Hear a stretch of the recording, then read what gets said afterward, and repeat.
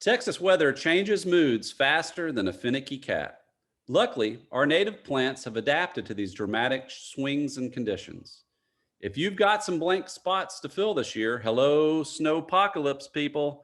Andrea DeLong-Amaya, Director of Horticulture at the Lady Bird Johnson Wildflower Center, picks a few replacements that you can count on. Hello, Andrea. Hi there. Good to see you, John Hart. Good to see you as well. Well, welcome back. Thank you so much for meeting with us today. I see you're in your lovely neck of the woods somewhere. Definitely in the woods. Well, today we wanted to talk about, maybe some of the natives that we have that would be some good replacement picks, as we just discussed. But before we get into all that groovy nuts and bolts, let's just back up and talk about what is a native plant. It's an interesting topic. We talk about native plants all the time, but I don't think very often we really examine what we mean by that. And it's actually a pretty complicated phrase and concept. One of the shorthands that we use is just to simply say a plant that occurs naturally where it evolved. But we know that evolution is happening with every generation, and so that gets complicated. Some people have said, well, everything that occurred before European settlement, that's another reasonable shorthand for the most part. But we also know that Native Americans were moving plants around too. So, it's a little bit vague. Doug Tallamy, who's a famous author that probably many of our viewers have heard of, he calls a native plant is a plant that's having historical evolutionary relationships with particular wildlife community. And I think that's a really helpful way to look at it too, because it's definitely part of the community and those coevolution that happens over time.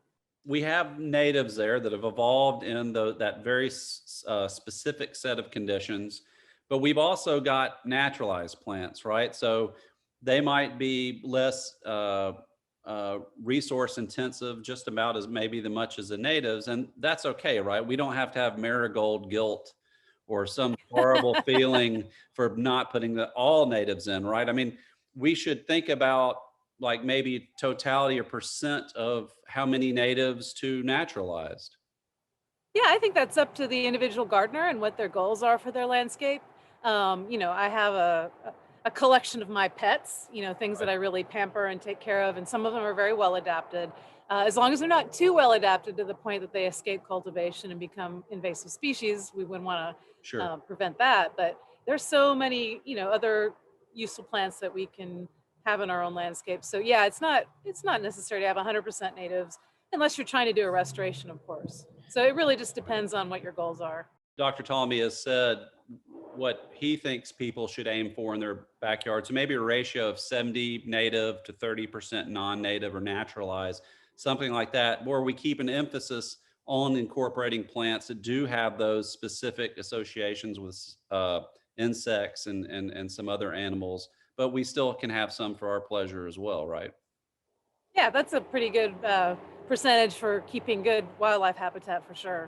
All right, well, let's get into some of the conditions here, because I know people we have a few questions that people ask us a lot. I'm sure you get the same thing. So let's talk about growth conditions. So we have essentially three conditions that seem pretty simple, but can be confusing. So let's talk about, what does a sunny area or a sun-loving plant, what does that condition exactly mean? Yeah, it's funny because I think in Texas, when we go to garden center and we look at the little plant tags that say full sun for your petunias, they're like, well, they're not talking about full sun in Texas, right? Right. I think of a full sun plant as something for our area that can tolerate our heat and our intense sun for probably, up to, 6 hours Mhm. or more of sunlight per day. So I think that's a pretty good generalization for sun-loving plants. And then on the other end of the spectrum, we have shade. What does that mean?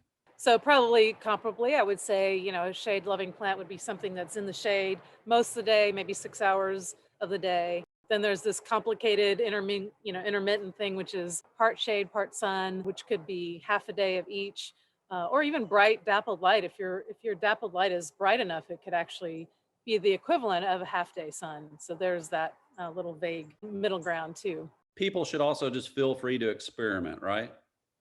Sure. Yeah. You never know. Something that says that it will take full sun sometimes will be fairly shade tolerant. So Okay. The plants don't always read the books, as they say. Very true. In fact, I don't know any plants that read books, but I'll have to get back to that. So let's talk about the other part, the foundation, soil.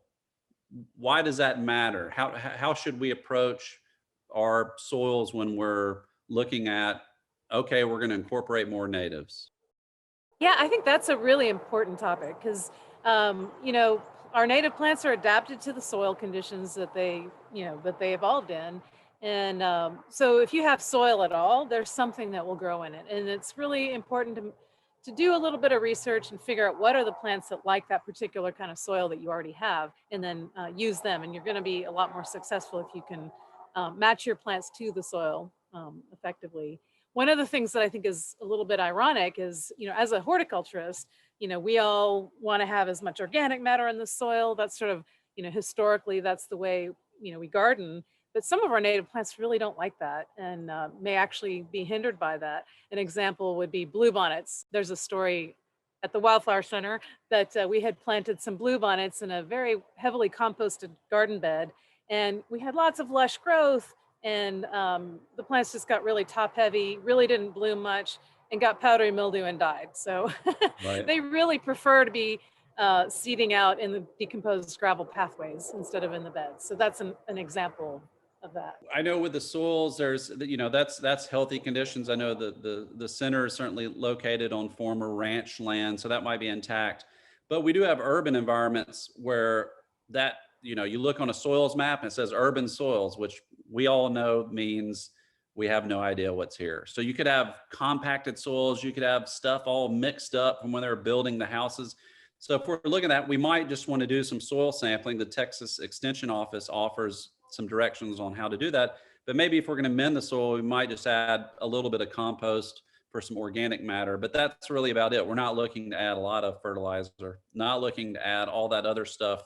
I think that's a really important point. And, with the urban soils that are so altered from our native soils, doing the testing may be helpful. And it also just goes back to, gardening is a big old experiment. And so, just try things out and see what works best for you. But that is one of the beauties of, using native plants, even if your soil isn't exactly native soil, but they're more likely to tolerate low organic matter or Sure. sometimes compacted soils, depending on the species. Well, let's talk about, we're in the middle of, or the start of the middle of spring, somewhere there, right? And everybody's loving driving out and looking at the wildflowers. Are there some good species that they could look at planting now? Spring's a great time to be planting, particularly some of the later blooming warm season annuals. People think about putting seed out in the fall to get your spring blooming wildflowers like bluebonnets or Texas star. But you can actually plant a few species right now, and they'll germinate and grow really fast and bloom throughout the summer. One of my favorites is just the regular common annual sunflower. Super easy to grow and very cheerful. I mean, the sunflower is just, you can't look at a sunflower and be sad, right? Not for very long. And it's a wonderful plant for attracting all sorts of pollinators too. So if that's one of your goals, it's a great resource for that. And then the seeds provide a good, highly nutritious, high oil content for your seed-eating birds. So there's a lot of benefits to the annual sunflower. Well, I know my sunflowers I've got in my pocket prairie get covered in the lesser goldfinches when they start to finally seed out, and I love watching those. So the Helianthus genus really is just a habitat packing son of a gun when it comes to a group of plants. So those are wonderful. Well, let's also circle back to those light conditions.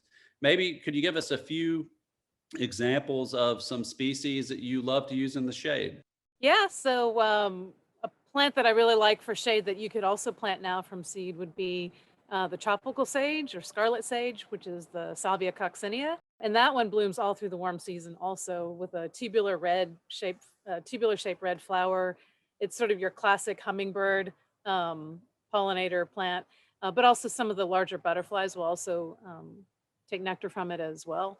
And they're nice because they're also very fast and they grow all through the warm season and into the cold season. When we get our first cold snap, they'll go to the ground, but that's an easy one to grow and very colorful. Right, and those are annuals, right? But there are a lot of times in many years when we have a mild winter where hey, they come right back the next season. Yeah, I think of them as like a short-lived perennial. Okay. If we have a mild winter, they might make it through the Right. winter, but they certainly seed out. So even if the plants die, you'll have plenty of seedlings. Right. And there's varieties. There's a red one, but I know they have some varieties of some white and some pink as well. So if you want a little bit Yep, of a yep. different The color. white's nice because it really shows up in the shade. Right. Good point. Well, what about some of your favorite plants for the dappled light conditions? What's maybe one that you go to where you're getting a little Sort of bit more light, but intermediate. not quite enough? Yeah, that's a kind of a tricky situation that there's some really good plants that can be tolerant of maybe those edge conditions where you get maybe morning shade and afternoon sun. That's one of the harder kind of places to find plants that'll thrive because that hot afternoon sun is so harsh. Mhm. But a few things that will tolerate those kind of conditions would be your Texas lantana, which has the orange and red flowers on them. There are a lot of lantanas that are available. Some of them are invasive, so I'd really recommend people try to get the native one if they can. And those are also wonderful pollinator plants, and they bloom all through, off and on through the warm season. But they're really heat tolerant.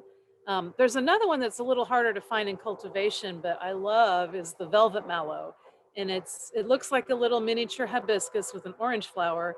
It's called velvet mallow because the leaves are kind of heart shaped and fairly large, but they're extremely soft and velvety, and you just want to pet them. But that's a really good one for being heat tolerant and getting that hot afternoon sun or dappled shade throughout most of the day. Let's go into just how about the full on sun where we get the full court press here? What are some of your go-tos that you really like to incorporate if you had to limit it to a few?